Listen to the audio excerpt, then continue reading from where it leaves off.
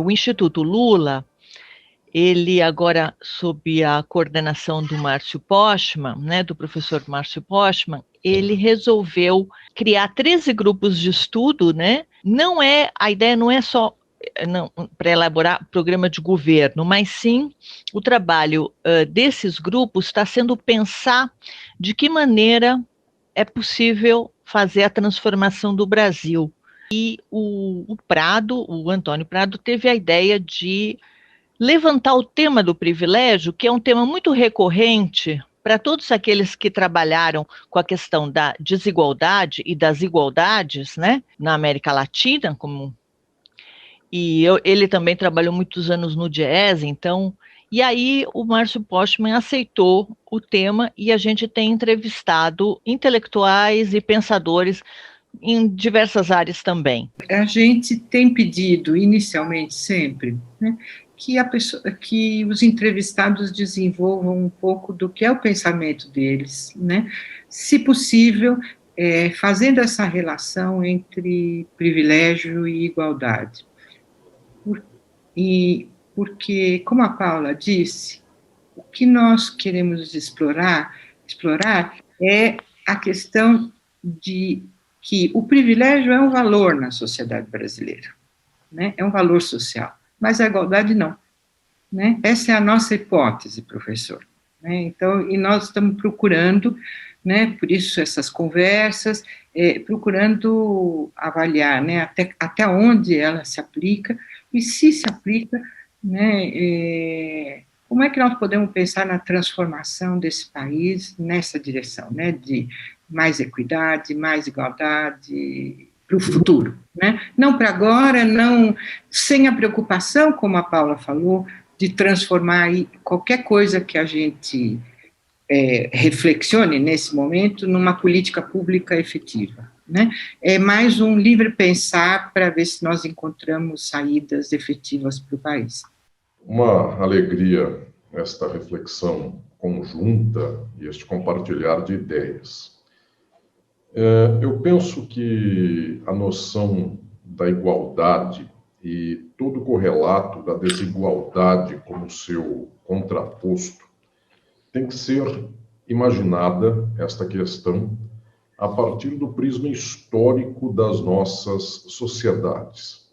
Para tanto, eu, tradicionalmente, na minha reflexão, busco anelar dois modelos, duas questões centrais para a compreensão das sociedades e da nossa brasileira em específico, que são ferramentas já de muito tempo, de algumas décadas e mais que isso, de alguns séculos, que são aquelas possibilitadas, que são aquelas nos facultadas pelos pensamentos críticos sobre a sociedade, destacadamente o de Marx e do marxismo. E nestas tradições críticas, há dois elementos centrais que gostaria de trazer a esta reflexão. O primeiro deles é que todas as sociedades, sob um modo de produção, e todas as sociedades em todos os tempos tiveram algum modo de produção, um modo de produzir as riquezas, o trabalho, o modo de organizar a sua própria vida econômica e material. As sociedades, nos modos de produção que têm, elas têm formas sociais. E estas formas são dos modos de produção. Então, quando nós dizemos capitalismo, escravismo, feudalismo, estes são modos de organizar a materialidade da vida nestas sociedades. Então, alguns detêm os meios de produção, os outros não têm. Os que não têm os meios de produção têm que estabelecer vínculos muito específicos para que possam ter acesso àqueles bens que possibilitem sobreviver. Então, no capitalismo, estes vínculos são de contrato de trabalho. No escravismo, são vínculos da força. O escravizado não quer ser submetido, no entanto, a força daquele que submete é maior do que a força de resistência deste que será escravizado. Portanto, é uma forma de vinculação diferente. No feudalismo, são formas de servidão, de vassalagem. Pois bem, todo modo de produção, toda sociedade tem um modo de produção, e todo modo de produção tem suas formas, formas de vinculação. E estas formas existem em todos os espaços desse modo de produção. Portanto, as sociedades do escravismo, todas elas têm formas de vínculo de força. Então, alguém é pego à força e é levado para a exploração a benefício daquele que é o explorador, o senhor de escravizados. Esta forma de vínculo pela força é universal a todas as sociedades da escravidão. Bem como a todas as sociedades capitalistas, nós temos algumas formas basilares. E quais são elas? No capitalismo, todas as coisas desta sociedade são tornadas mercadorias. Então, a comida, a terra, os frutos da terra, a produção industrial, tudo é tornado mercadoria. As pessoas só podem acessar as coisas comprando-as. E, junto com isso, o mais importante é que a mercadoria fundamental na sociedade capitalista é a força de trabalho do trabalhador. Portanto, o trabalhador é explorado vendendo sua força de trabalho, de tal sorte que a sua vida material, econômica, ela se torna uma vida mercantilizada. Tanto assim que quando há poucos trabalhadores e muita demanda industrial, o salário aumenta. Quando há muitos trabalhadores e pouca demanda de produção, o salário diminui. Então, o salário do trabalhador, ele está estruturalmente posto numa condição mercantil. Isso é muito patente. O Brasil, nos dias de hoje, inclusive, vive uma sociedade na qual o desemprego é muito alto e, portanto, as condições salariais são muito baixas. O salário no capitalismo não é aquilo que atende à dignidade da trabalhadora e do trabalhador, é aquilo que atende a relações mercantis, fundamentalmente. Então, eu sempre me ocupei na reflexão teórica destas questões que envolvem as formas da sociabilidade, em especial as formas da sociabilidade contemporânea, do capitalismo. E estas formas têm por núcleo, têm por átomo a mercadoria. Marx já disse em O Capital, a sociedade capitalista é uma coleção imensa de mercadorias, tudo se torna mercadoria, inclusive a energia elétrica, a água, quaisquer coisas do mundo, estas coisas passam a ser consumíveis conforme mercadoria. Pois bem, para que haja esta forma mercadoria, algumas formas correlatas também existem, porque ela não reina sozinha, ela faz um complexo de formas que eu chamaria de derivadas de si própria. Uma delas, fundamental, é aquela que nos ensina, que nos dá uma dimensão de que para que alguém contrate alguém, para que alguém seja explorado por alguém no capitalismo, contrato de trabalho, ambas as partes são tornadas sujeitos de direito, o que não havia no feudalismo nem havia no escravismo. No escravismo, uma pessoa era submetida a outra pela força, era o chicote, era a pedra, era o elemento que fizesse aí a guerra, que fizesse com que alguém se submetesse a alguém. Então, o vínculo de exploração no escravismo é vínculo de força. No capitalismo, este vínculo é contrato. Então, alguém não tem os meios de produção, alguém tem, este se submete ao outro para a exploração do outro, de sua força de trabalho. Para que um possa estabelecer um contrato com o outro e ser explorado pelo outro, ambos são considerados sujeitos de direito. Então, surge aí uma forma que organiza o vínculo entre as pessoas, que é a forma de subjetividade jurídica. As pessoas são tornadas sujeitos de direito, portadoras de direitos e, portanto, passíveis de estabelecer vínculos contratuais. Elas podem se obrigar reciprocamente, elas podem assumir vínculos contratuais que façam com que tenham direitos, deveres, responsabilidades, de tal sorte que o elemento central da relação social capitalista é o fato de que a forma mercadoria, quando é uma forma que se estrutura a partir do trabalho, e assim é o capitalismo, o trabalho do trabalhador é mercadoria, então o trabalhador é sujeito de direito. e o capitalista também é sujeito de direito.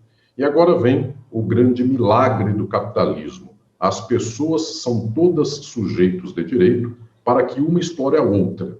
E este milagre se revela de um modo muito patente em toda a sociedade capitalista, que é o fato de que alguém que está numa condição de domínio econômico dos meios de produção, em face de alguém que não detém os meios de produção e, portanto, está numa condição de desigualdade em face do capitalista, ambos, no momento do contrato, o direito os considera equivalentes, os considera iguais. Então, este milagre do capitalismo é o fato de que todas as pessoas são iguais para a desigualdade. Para que a desigualdade exista, uma igualdade nas formas da sociabilidade é fundamental. As pessoas são todas iguais, todas têm formalmente direitos e deveres, para que então aquele que nada tem materialmente se venda a quem tem os meios de produção. E esta peculiaridade do capitalismo é o eixo que estrutura todo o âmbito material da desigualdade desta sociedade. Todas as pessoas são juridicamente iguais para que sejam desiguais materialmente.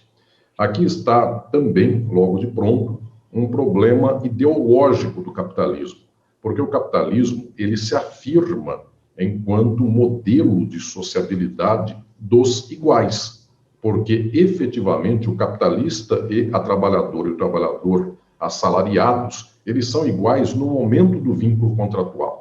Então, o capitalismo diz que a igualdade é sua bandeira, tanto assim que na Revolução Francesa era um dos lemas da bandeira tricolor a defesa da igualdade e, junto com ela, da liberdade, porque também o contrato se estabelece quando ambas as partes assim o querem. Então, nenhum trabalhador na sociedade capitalista é obrigado a trabalhar para aquela pessoa, para aquele capitalista. Ele trabalha se quiser, e também nenhum capitalista é obrigado a contratar aquele trabalhador, contrata se quiser. O vínculo que se estabelece para a exploração é um vínculo ao mesmo tempo de sujeitos de direito, que para o vínculo, só para isto, eles são considerados iguais e são considerados livres. De tal sorte que este é o escudo que a sociedade capitalista põe à frente de todas e todos que argumentam que o capitalismo é um modo de exploração, como ele é, e um modo de desigualdade social, como ele é. O capitalismo diz, não, os vínculos são feitos livremente. Quem não quisesse trabalhar para alguém, que empreendesse, que fosse fazer seu negócio. Então, o trabalho é uma opção, o trabalho não é compulsório. Ao contrário do feudalismo e ao contrário do escravismo, regimes de exploração nos quais o trabalho era compulsório. O capitalismo tem, portanto, uma dimensão que se afirma na liberdade e na igualdade para organizar a desigualdade. Além disso, esta forma de sujeito de direito, que é uma forma derivada da forma mercadoria, dado que tudo é mercadoria, o trabalho é mercadoria, e para que o trabalho seja mercadoria, o portador da mercadoria trabalho, que é o trabalhador, tem que poder vender, e ele se torna um sujeito de direito, e o capitalista é outro sujeito de direito.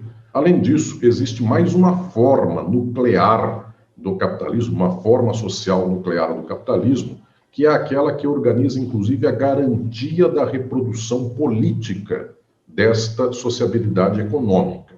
Os capitalistas detêm os meios de produção. A classe trabalhadora é a maioria do mundo. Ela poderia tomar os meios de produção no mesmo dia. Portanto, quem está nas fábricas, quem está no comércio, quem está na agricultura, todo dia, toda hora, é a multidão da classe trabalhadora. Os capitalistas são poucos. No entanto, por que passam-se os anos, as décadas, os séculos, e a classe trabalhadora todo dia acorda, será explorada no local de trabalho do capitalista e volta para casa, e o capitalista nem põe o pé no local onde ele explora a classe trabalhadora e o local continua dele, e a propriedade continua dele. Porque há um elemento central do capitalismo, que é o elemento que faz com que a apropriação da riqueza não seja feita como era feita no escravismo ou no feudalismo. No capitalismo, a apropriação da riqueza é garantida, além da força do capitalista, como também era garantida pela força do senhor feudal, pela força senhor de escravos. No capitalismo há uma novidade. Isto que é a apropriação do capitalista é garantido agora também, além da força do burguês, do capitalista, pelo Estado, por um elemento político terceiro àqueles agentes da produção, ao capitalista e ao trabalhador. Este terceiro é uma forma política que só existe no capitalismo e ela tem por razão garantir esta reprodução material do próprio capitalismo. Então, o Estado garante a propriedade privada. Antes do capitalismo, nós tínhamos apropriação privada. No feudalismo, era uma apropriação privada pelo senhor feudal. No escravismo, uma apropriação privada pelo senhor de escravos. No capitalismo, a apropriação privada se torna propriedade privada. Isto é um direito de quem a tem, um direito garantido pelo Estado, de tal sorte que todos aqueles que vierem ameaçar o capital do capitalista, não é o capitalista que defende o seu capital, só ele. O Estado é quem defende. Por isso, o capitalismo é o único modo de produção no mundo que permite um acúmulo infinito de capitais. Porque o escravismo era um modo pelo qual a apropriação privada da riqueza tinha um limite orgânico. O que era esse limite orgânico? Um senhor de escravos tinha tantos escravos quanto ele e a sua milícia direta pessoal pudesse dominar. Então, era uma quantidade orgânica, física, biológica, natural. Ela não podia dar um passo maior que a sua perna. Então, era o limite da vista dos olhos seus, dos seus feitores, ou algo assim. No capitalismo, virtualmente, um capitalista pode ter negócios em todos os países do mundo. Ele pode ter uma acumulação de capitais pela qual ele tenha imóveis, terras, indústrias, lojas, comércios, propriedades em qualquer país do mundo. E ele não está com o seu olho mirando cada uma das propriedades. Ele não está com a sua milícia armada pessoal defendendo cada uma das suas fazendas. Quem faz isso são os estados. Então, a existência do Estado é a existência de uma garantia terceira ao próprio capital do capitalista. E isto faz com que a acumulação de capitais seja levada ao infinito, porque não depende mais da garantia do capitalista, pessoal, física. Agora a garantia é do Estado. Por isso que toda a sociedade capitalista do mundo tem que ter Estado. Esta é uma forma social necessária de toda a sociedade do capital. Não quero dizer que esse Estado tenha que ser necessariamente bom, mau, ele tenha que ser um Estado que tenha que ter à frente um burguês, ele pode ter qualquer figura. No entanto, as suas formas institucionais sempre são de garantia do capital. Sempre funcionam para permitir a reprodução da sociabilidade capitalista, a acumulação e, portanto, para permitir esse processo infinito dentro do capitalismo da valorização do valor. Portanto, essa pergunta central que sempre faço na minha reflexão, tenho para estas questões livros como Estado e Forma Política, para refletir sobre como se dá esta dimensão e também Introdução ao Estudo do Direito, para refletir como é que isso se dá na forma jurídica.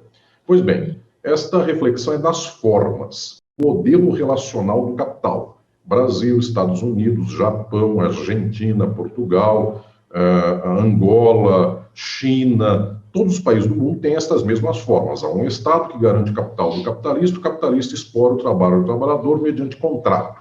E ambos são considerados iguais para os fins da exploração. Esta é a primeira chave desta minha reflexão sobre como se organiza um modelo da reprodução social.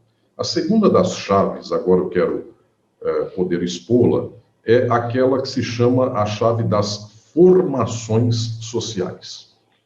As formas sociais são modelos relacionais de toda a sociedade sob um modo de produção. Sendo estas sociedades capitalistas, elas sempre terão o átomo da mercadoria, a acumulação por lei, o Estado e o direito como instrumentais de forma social que garantam o capital ao capitalista, garantam a exploração mediante contrato. Portanto, são formas de todas as sociedades. Só que as sociedades são variadas. elas advêm de histórias, de experiências, de lutas, de fluxos e contrafluxos, os mais distintos.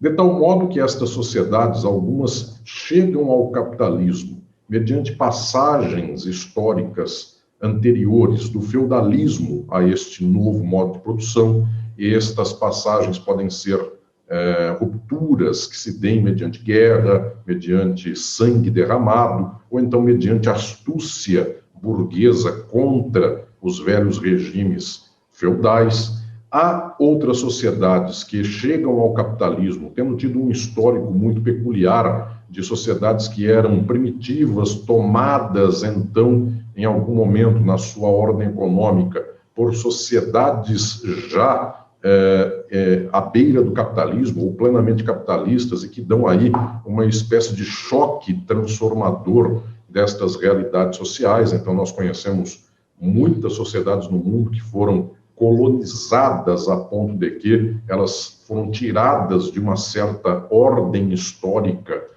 de organização social e levadas abruptamente a uma outra ordem, e há sociedades como, por exemplo, as da América, do continente americano, que têm figuras muito típicas e específicas, como a brasileira, como a dos Estados Unidos, em um certo pedaço dos Estados Unidos, e de outros, hoje, países mais da América, que conheceram figuras não como a do feudalismo, mas conheceram aquilo que tantos pensadores e historiadores, e sociólogos e economistas reconhecem como sendo este modo de produção peculiar que se deu no Brasil do escravismo colonial. Portanto, era um regime muito típico de sociedades como a brasileira, isto desde Ciro Flammarion Cardoso, Jacob Gorender, é bastante estudado por nós. O Brasil, quando chega ao capitalismo, não chega passando do feudalismo ao capitalismo. Ele chega passando do escravismo colonial ao capitalismo. A indiferença da Europa, que via de regra, não todos os povos, mas a maioria dos povos, passou ao capitalismo vindo do feudalismo. Então, os povos do mundo, eles têm as mais variadas formações. Por isso que as formas do capitalismo e de outros modos de produção são formas universais. Elas estão no Brasil, nos Estados Unidos, no Japão, na China, na Índia, em Moçambique, por todo lado elas estão. Mas cada país tem sua história, tem sua formação específica. E é muito diferente chegar ao capitalismo fazendo a industrialização de modo pioneiro, a partir dos escombros do feudalismo, ou sofrendo, então, a condição colonial pela qual este país serve de repositório de matéria-prima ao país dito central da industrialização, que vai fazer daí uma espécie de rentabilidade de acumulação ainda maior. Portanto, as sociedades são muito variadas. Pensar o contexto geral da sociabilidade é pensar sempre nestas duas chaves e nas duas frentes conjugadas, não uma ou outra, uma e outra. E as duas chaves são a chave das formas sociais. Toda sociedade capitalista é uma sociedade de desigualdade. Toda sociedade capitalista é uma sociedade de classes. Portanto, ela tem uma acumulação nas mãos de pouquíssimas pessoas e uma maioria que não detém os meios de produção e que, portanto, já é posta numa condição de desigualdade estrutural em face daqueles que são os detentores do meio de produção. Então, toda sociabilidade capitalista é uma sociedade de desigualdade, necessariamente. E só é possível romper com este quadro de desigualdade, rompendo o modo de produção, porque isto é uma forma desta sociabilidade. O capitalismo se estrutura como forma social da desigualdade, como forma social da apreensão do capital por alguns contra os demais. E também lembrando aqui, forma da desigualdade que tem uma forma da igualdade para a desigualdade, porque nesta desigualdade do capitalismo, todos são iguais perante a lei, todos são livres para contratar. Então, a desigualdade, formalmente, ela é também uma igualdade, coisa que não era no feudalismo, coisa que não era no escravismo, porque lá, além da desigualdade econômica, material, também havia a declarada desigualdade política, de tal modo que o nobre era de um estamento, o o servo era do outro estamento. Então, eles eram declarados desiguais. Senhores de escravizados e escravizados no escravismo eram declarados desiguais. E no capitalismo, trabalhadores e capitalistas são declarados iguais, têm ferramentas jurídicas para o contrato, para que haja desigualdade. Então, o capitalismo ele é sustentado em formas de desigualdade, com vínculos de igualdade para esta desigualdade. Isso tem em todo o capitalismo. E cada sociedade capitalista tem sua formação social específica e sua história. Então, algumas, como Estados Unidos e Brasil, têm uma história fundamentalmente de escravidão, principalmente de negras e negros tomados à força nas vastidões dos povos e culturas do continente africano e levados a estas terras de exploração. Então, os Estados Unidos e o Brasil, além de outros países, claro, eles têm uma experiência muito patente, muito nítida de racismo, porque há uma distinção que se estabeleceu nestas sociedades dos brancos, que eram senhores, e dos negros e negras, que eram os escravizados. Portanto, isto é da formação social desses países. Só que nestas formações sociais, esta condição de escravidão foi o modo de produção destes povos, destas sociedades, por séculos. Os Estados Unidos e o Brasil só romperam com este modo de produção na segunda metade do século XIX, portanto, já no estertor do século XIX. Então, este modelo não era simplesmente um dado cultural de uma espécie de moral indecente desses povos. E, claro, você pode fazer o juízo moral, mas, em especial, esta era a estrutura de formação social destas sociabilidades. Então, o racismo se dá nestas sociedades com uma característica dessas formações sociais, mas com um histórico de um modo de produção que organizou específico. Em outras sociedades, a própria estruturação das formas do capital se dá mediante outras estratégias. Na Inglaterra, por exemplo, há a expulsão das trabalhadoras e trabalhadores camponeses das zonas rurais. Elas são levadas, essas massas, compulsoriamente às urbes, às cidades, e por lá, vivendo uma vida na qual elas não têm as mínimas condições de existência, então, compulsoriamente, elas são levadas a vender sua força de trabalho por um preço vil, por condições degradantes, de tal modo que começa aí a Revolução Industrial. Então, em alguns países, isso se faz com a expulsão de trabalhadoras e trabalhadores do campo, o capitalismo surge assim. Noutros países se dá esta extração das riquezas escravista colonial, como foi o caso do Brasil, como foi o caso dos Estados Unidos, do Haiti, do que hoje é a Colômbia, um pedaço da Argentina e tantos outros países mais, de tal sorte que estas forjas das sociabilidades, elas vão atendendo a uma dinâmica que um dia se torna uma dinâmica geral, porque também este escravismo colonial brasileiro não se deu simplesmente por capricho português para aqui vir e matar índios ou trazer os negros e negras da África escravizados apenas por uma questão de capricho. Se dava uma dinâmica econômica pela qual os produtos aqui da terra serviam ao mercado internacional, de tal sorte que foi se constituindo, com o passar do tempo, uma forma geral do modo de produção capitalista por todo o mundo.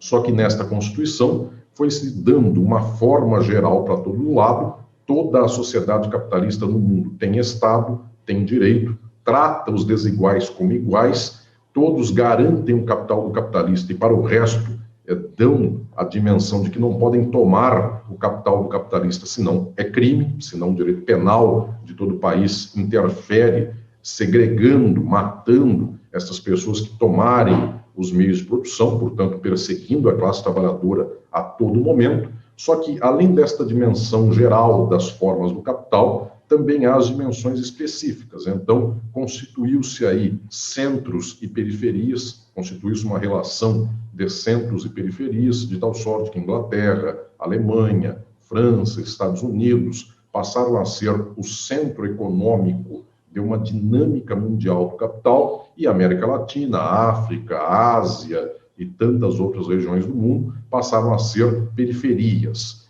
De tal sorte que esse quadro vai se tornando, então, um quadro de formas de desigualdade, com alguma igualdade jurídica para a desigualdade material, e formações sociais as mais variadas, que tem história, que tem tabus, que tem moralidades, que tem cultura, que tem valores, que tem ditos e omissões, que tem, portanto, zonas iluminadas e zonas obscuras. E esta história das formações, ela não é um oposto das formas do capital. Elas são coesas às formas do capital. Elas são aglutinadas, de tal modo que não é Brasil e Estados Unidos, cada um com sua formação, e a forma do capitalismo contra elas. É Brasil e Estados Unidos, formações que ensejam estas formas, dão vazão às formas da acumulação. Então, estas questões que poderiam ser pensadas por nós como os privilégios,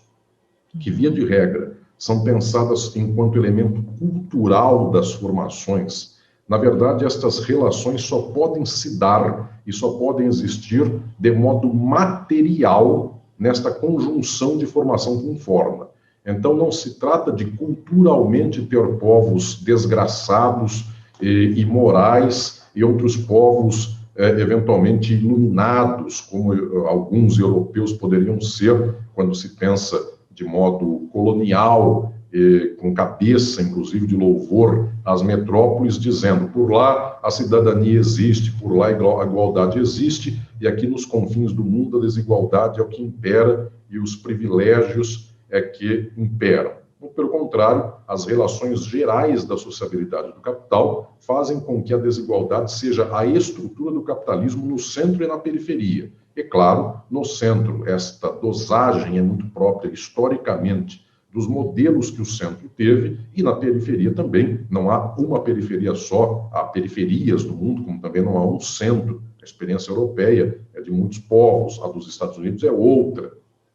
Também as periferias têm as suas. Então, o que eu proponho para pensar o privilégio e a desigualdade é sempre uma conjunção de questões estruturais.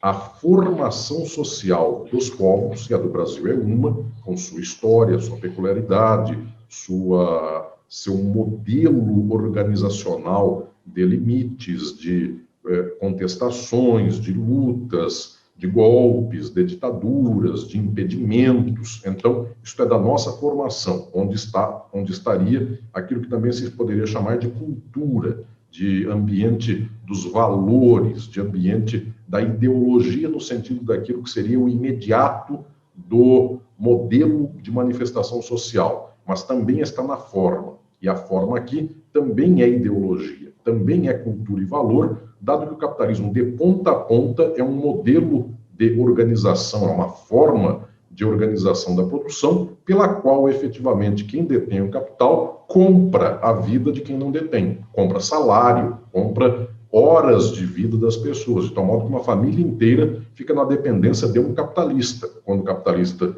demite um trabalhador, desgraça a vida do trabalhador, mas também da sua família toda, do seu núcleo que orbita em torno de si. Então, o capitalismo tem uma ideologia estrutural, que é a ideologia de que o capital compra, e quem não tem o capital está fragilizado. Então, a desigualdade é uma ideologia que advém da materialidade das formas sociais. A desigualdade é de todo o capitalismo. E, claro, esta desigualdade se gesta nos berços das formações em específico. Em alguns países, ela tem também características raciais. Em outros países, ela tem características de violência bruta aberta. Em outros países, esta violência bruta ela é relativamente velada, por razões as mais variadas, mas sempre uma sociedade de desigualdade, como é a capitalista, tem formações sociais de violência. Tanto assim que não há nenhum país do mundo, sob modo de produção capitalista, que não tenha força armada, que não tenha violência organizada, e ainda os raros países que não têm o exército enquanto força armada, tem polícia que garante o capital dos capitalistas. Então, há sempre a violência como sendo um elemento estrutural destas sociedades da desigualdade. Não quero dizer que o capitalismo seja o único modo de produção da desigualdade. Muito pelo contrário, o escravismo também o foi, o feudalismo também o foi, e outros modos de produção do passado também o foram. O modo de produção asiático, o escravismo colonial na América também o foram. A questão é que o capitalismo tem suas formas da desigualdade.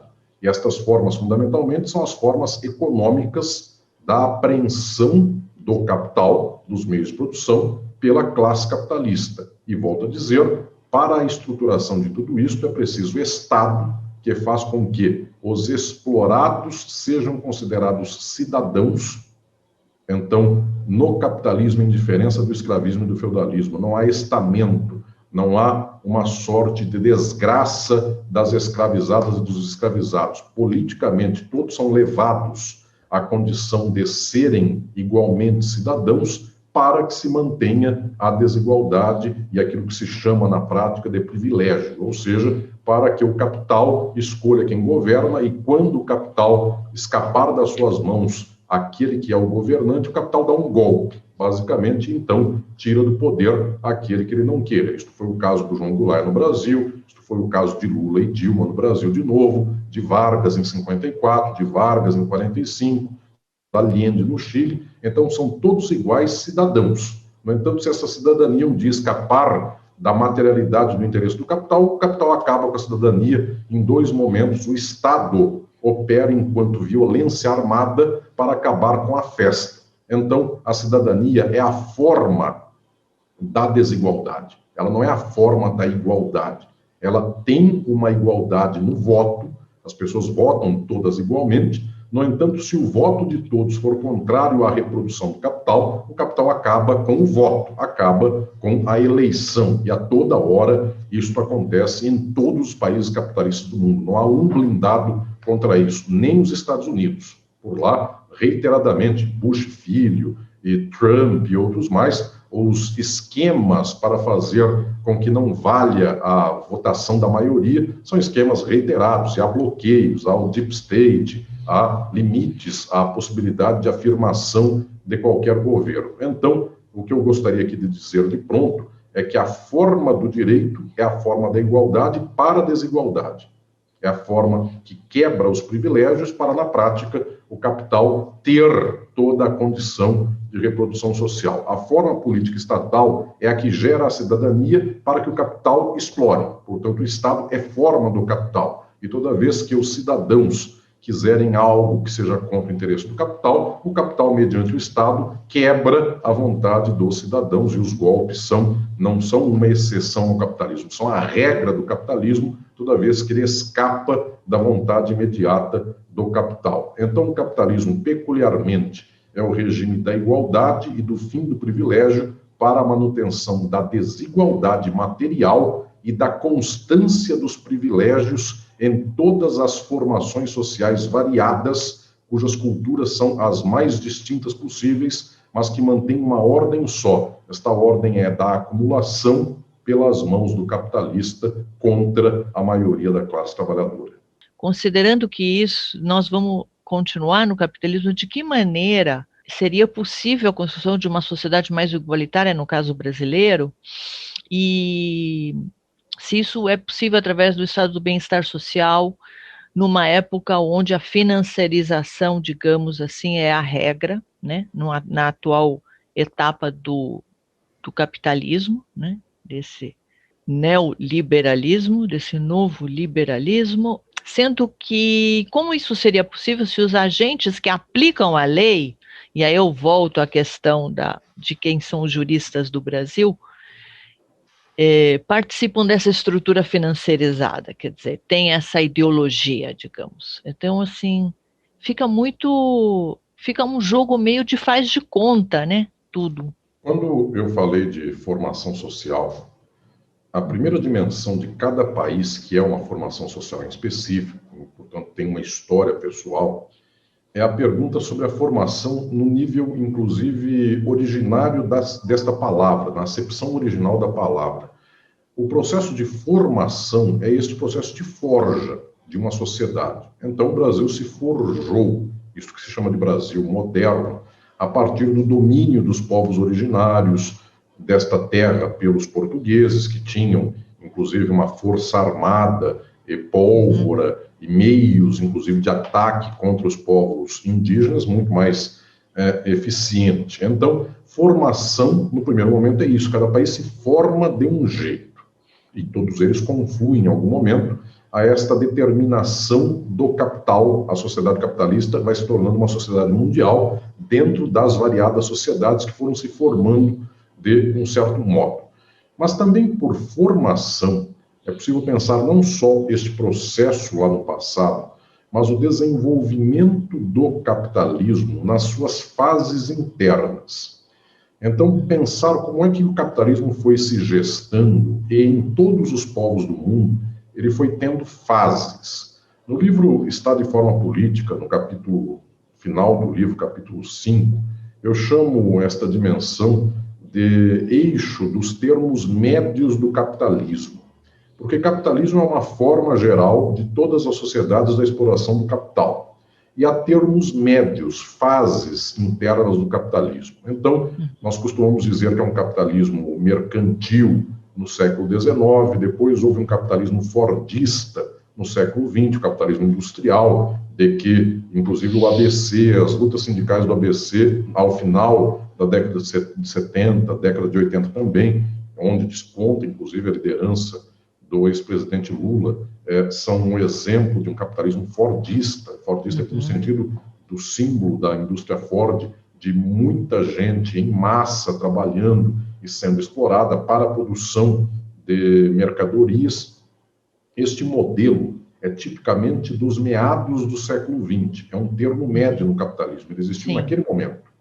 E após esta fase, no final do século XX e início do século XXI, começa um outro momento do capitalismo que se chama, via de regra, pelos cientistas, de capitalismo pós-fordista, cuja manifestação política é o que nós chamamos de neoliberalismo, cuja ideologia imediata é o que se chama de neoliberalismo, mas efetivamente é uma regulação econômica que faz com que a produção esteja não mais toda localizada numa planta industrial, ela pode se dar num país e o lucro estar em outro, portanto, a China, o Oriente podem servir de plataforma de produção e os Estados Unidos terem lucratividade financeira com a produção que está por lá, então a Amazon distribui o que a China produz, então este processo é um processo pós-fordista.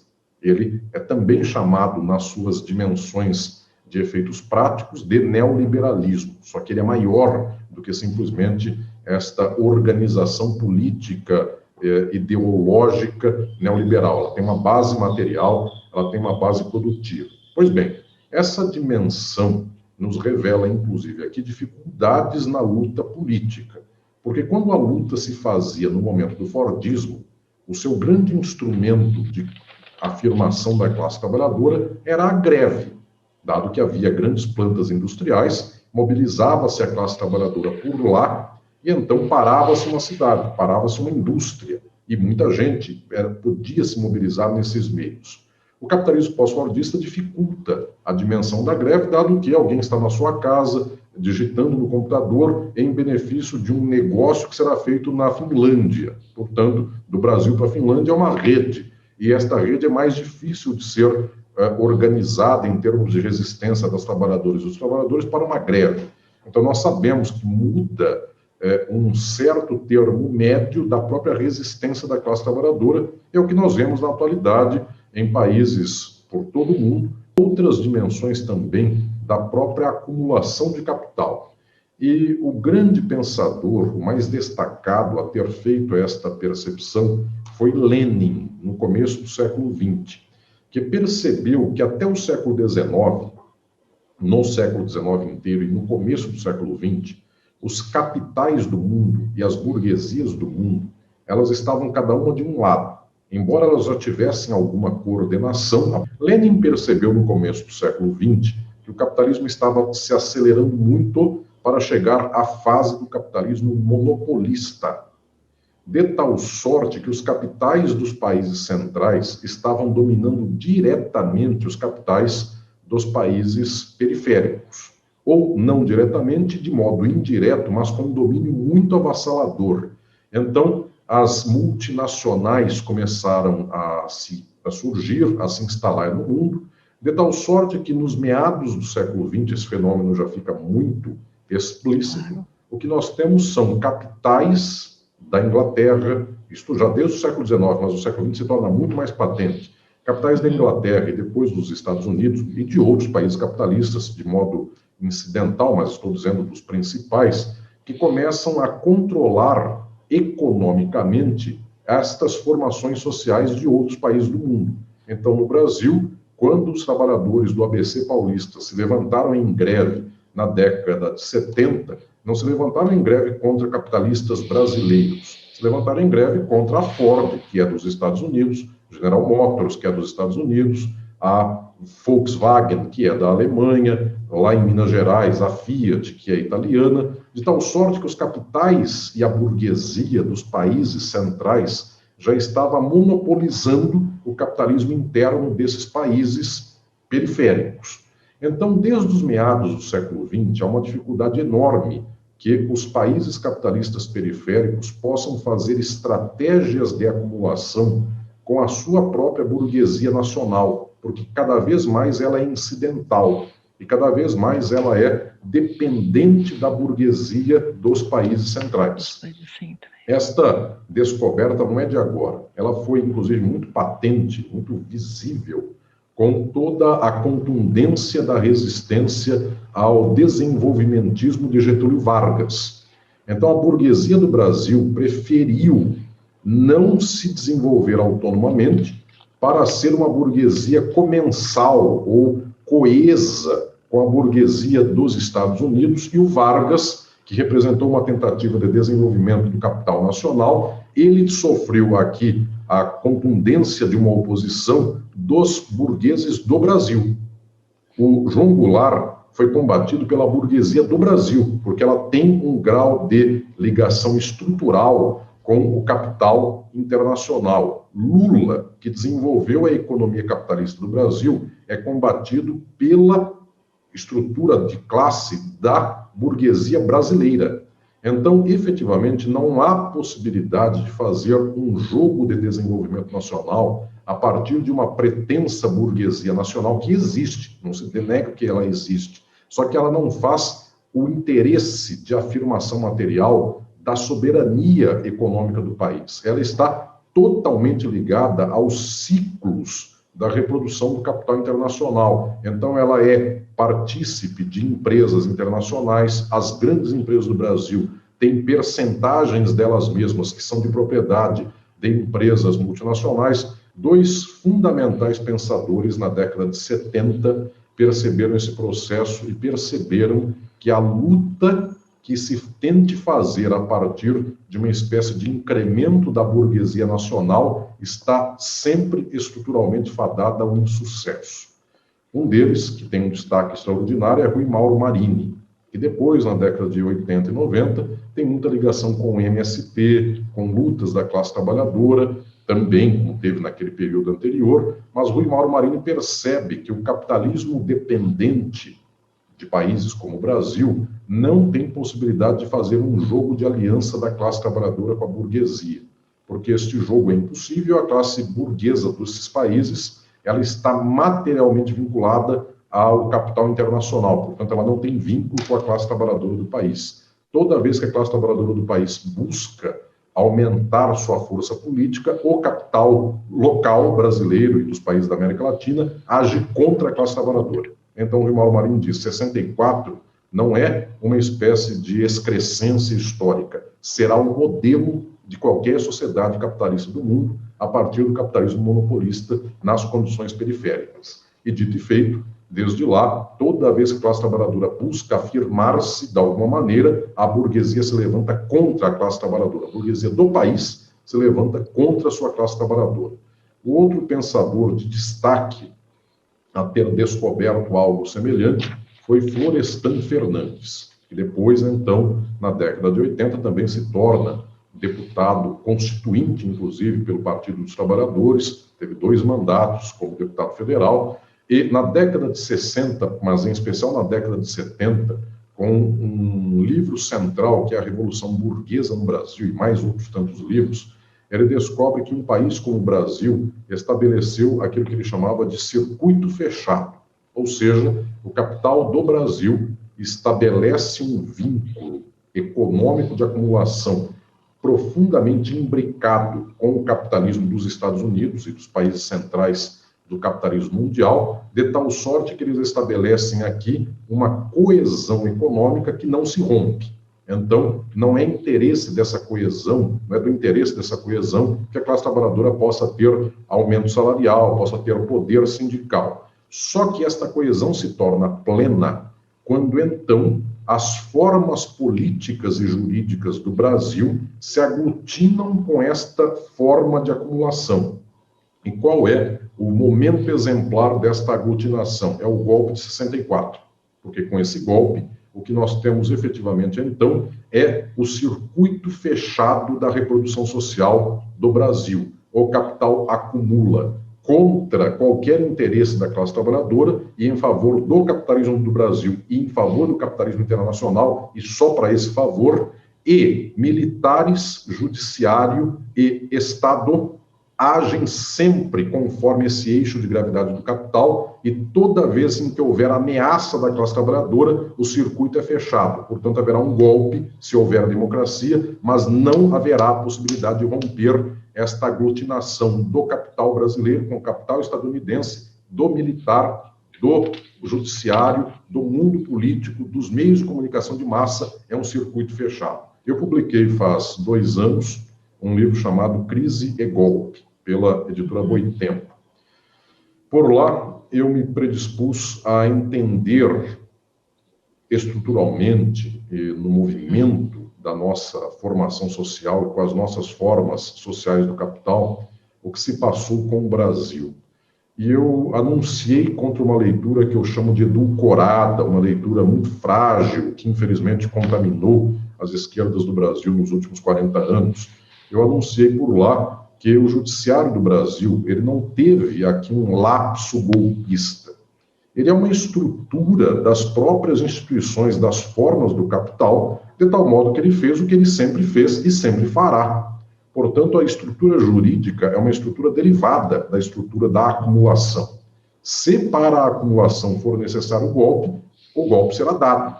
E eu dizia por lá nesse livro, no Crise e Golpe, que desta vez os militares estavam um pouco atrás do judiciário, enquanto em 64 eles trocavam de posição. O militar deu o golpe na testa e o judiciário o apoiou. E agora, em 2016, com impeachment e tudo que veio depois, o jurista, Operação Lava Jato e outros mais, fizeram o golpe e os militares estavam atrás, dando respaldo a tudo isso.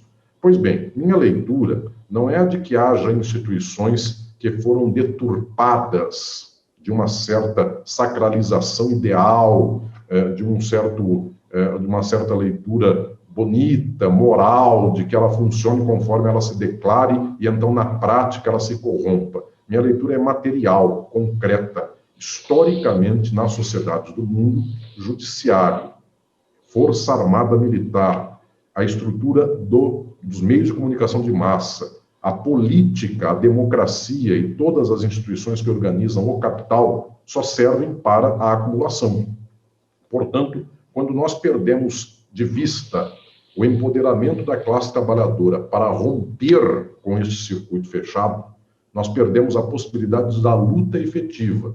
Porque se nós quisermos fazer com que caiam migalhas do circuito fechado para, eventualmente, matar a fome da classe trabalhadora, pode até cair uma migalha ou outra, mas logo em seguida, quando não quiserem mais que a migalha caia, vem com tudo um processo de contundência de golpe, prendem injustiçados, fazem com que pessoas que não tenham cometido crime nenhum sejam tiradas do poder por crimes fantasiosos de pedalada fiscal. Quem comete crime mesmo jamais será preso. Portanto, o que nós observamos aqui é um quadro no qual o circuito é fechado. E, em minha leitura destas relações, as instituições é que forjam este circuito fechado da acumulação. Não é que elas estão deturpadas, elas funcionam para isto. Por isso, o Estado é forma do capital. O Estado não é forma da classe trabalhadora. é forma do capital. Ele pode até ser penetrado pela classe trabalhadora. Um ou outro trabalhador pode até ganhar um cargo de governo. No entanto, a forma material da reprodução é pelo capital. Então, qualquer tensão dentro disto leva a que, na prática, em algum momento, quando o capital não mais quiser, estes elementos que adentraram o Estado sejam ejetados. Esta leitura leva a uma dimensão bastante rigorosa e radical de que não se deve, então, fazer um louvor das instituições que exatamente só funcionam para o circuito fechado da acumulação nacional e internacional do capital. Exatamente a ruptura com o circuito fechado é a única possibilidade de transformação social. E isso envolve um empoderamento violento da classe trabalhadora, um profundo modelo de empoderamento social, de consciência ideológica da classe trabalhadora, de luta na batalha das ideias da classe trabalhadora, que só tenha por horizonte romper com a estrutura da sociabilidade capitalista. Portanto, a tese de Florestan Fernandes e a tese de Rui Mauro Marini, que também é minha tese, é a de que só se consegue romper com este circuito da formação social do Brasil e de outros países do mundo, lutando pelo socialismo. É impossível, dentro do capitalismo, obter um resultado duradouro, e todo resultado parcial que se obtenha, ato contínuo, haverá golpe, haverá uma contundência de oposição do capital e fará com que aquilo que se ganhou se venha a perder e, portanto, gastemos uma energia enorme para que, ao cabo, voltemos ao mesmo lugar.